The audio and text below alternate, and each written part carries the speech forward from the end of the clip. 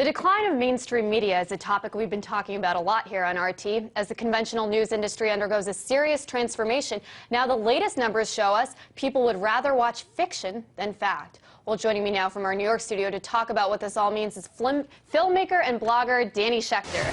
Danny, thanks so much for joining me. So first of all, I want to get straight to the numbers here. The latest Nielsen numbers show that USA Network is #1, Fox News Channel is 2. Our viewers are looking at a graphic right now of all these numbers. The Cartoon Network is 13, and MSNBC has tumbled to #26, along with CNN at #32. So what happened here, Danny? Where did all of CNN's viewers go? Are they all of a sudden watching the Cartoon Network? Well, maybe they are to get a little cheered up, because it's pretty depressing out there for a lot of people. And the news just seems to be bad, bleak, about economic decline, about wars. Today's the 7th anniversary of the war in Iraq. There are a lot of reasons for people to be a little depressed. And I think the news programming is so inside baseball, so inside politics, so inside Washington, that people don't feel a connection with it very much. A lot of the journalists don't really talk in an empathetic way. They don't really help make it interesting to people, so people tune out.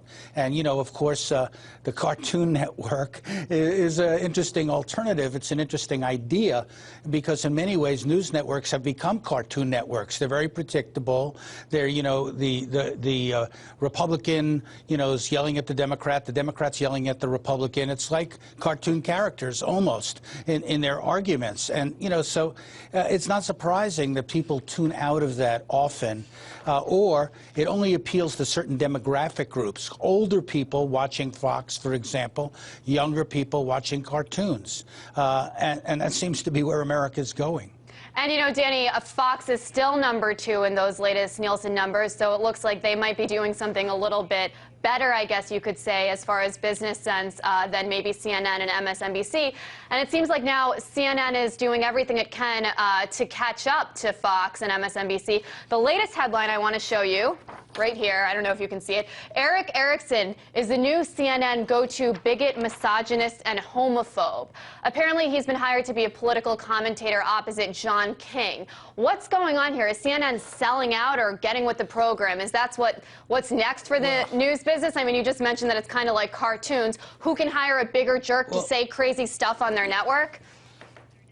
Well, you said earlier that people are preferring fiction to faction to reality. In fiction, there are casting agents. They cast, characters or actors to play different parts.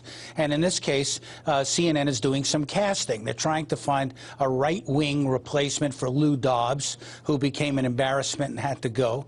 And so they want to have somebody else. And also, a lot of people in the Tea Party movement, all these other people saying there isn't a real conservative, on CNN. So CNN said, we'll show them. Let's find they call their casting agent and said, get me a Neanderthal, and they found one, to play that part. So you have journalists playing roles. They're not really there for their knowledge necessarily. They're there to appeal to certain demographic slices of the audience, or try to bring to CNN some of the people who have left CNN for Fox.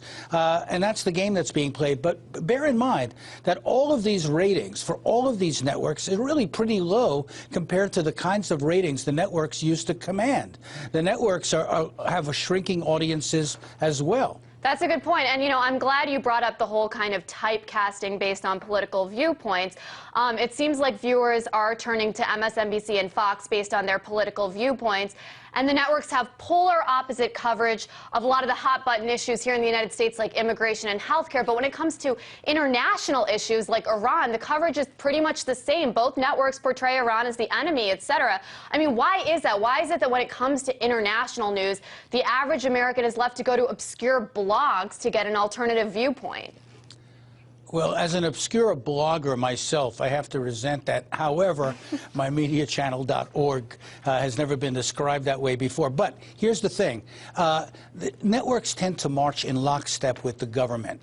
In America, there used to be all this criticism of Soviet television for only giving the party line. But they give the party line, too. And they narrow the range of the debate. They only have experts on who tend to buy into the neocon view of us versus them in the world. And we've seen this. We saw it during the Iraq War dramatically, with almost everybody selling the war rather than telling about the war. And the same pattern is emerging with Iran. And it's dangerous because Americans are not learning from television. They're getting their views reinforced by television, their existing views. And, hence, in that environment, the Cartoon Network seems like a pretty good idea. At least it's fun to watch. Well, it's always fun to talk to you, Danny. Thank you so much for talking to me. And it'll be interesting to see how those mainstream news networks, what they can do to try to boost their ratings.